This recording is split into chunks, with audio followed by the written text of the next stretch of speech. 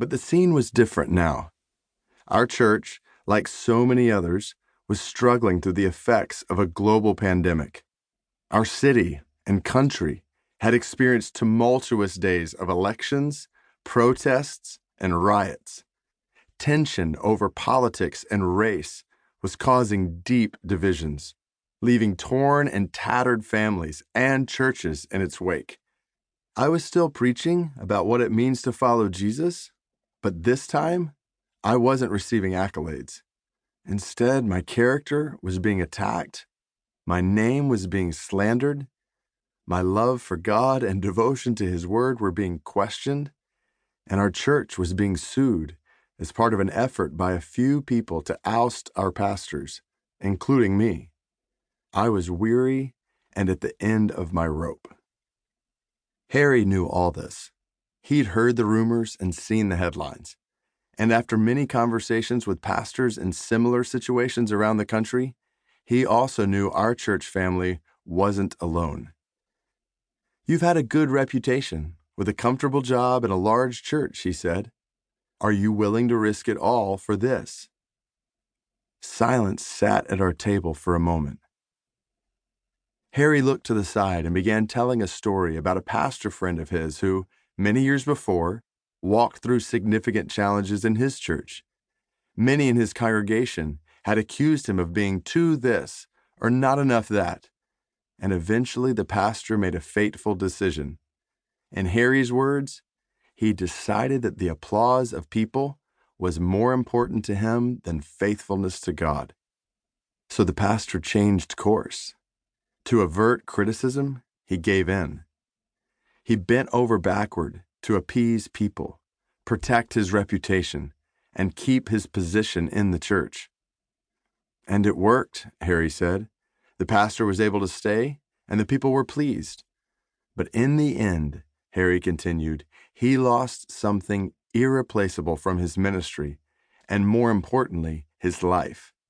Deep down, he knew he wasn't willing to pay the price that conviction requires.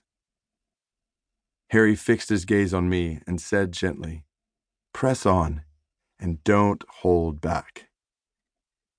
After a pause, he asked if he could pray for me. "I would appreciate that," I said quietly. We bowed our heads as Harry prayed for courage to press on, for grace to love the church and lead people to Jesus, and for God's help in it all. I'm writing this book because I don't believe Harry's words were just for me. I know I'm not alone when it comes to discouragement, frustration, and weariness as a follower of Jesus during these days. From my point of view, at the epicenter of my country, I see carnage on all sides among Christians. Individuals who've experienced spiritual, emotional, relational, and even physical hurt in the church. Families strained and friends no longer on speaking terms. Elder boards split into enemy camps. Denominations being hijacked by one heated faction or another. Longtime church members walking away in disgust. Many Christians distancing themselves from the church, and scores of young adults, college students, and teenagers disengaging from the church altogether. And so much of this, mind you, has so little to do with the message of Jesus or God's saving grace for our world. The effects in the church have been devastating. I know and hear from so many Christians who feel disillusioned or damaged by the church. Many are experiencing doubts about the church, and in some cases about Jesus himself. In my darker moments, I am one of those Christians. Each of our journeys to this moment is unique, yet we find ourselves together in a historic struggle that is social, political, spiritual, and personal, all at the same time.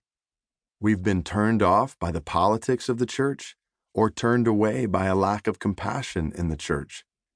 We've witnessed scandals among church leaders or even endured sexual abuse by them. We've watched the preservation of long-standing institutions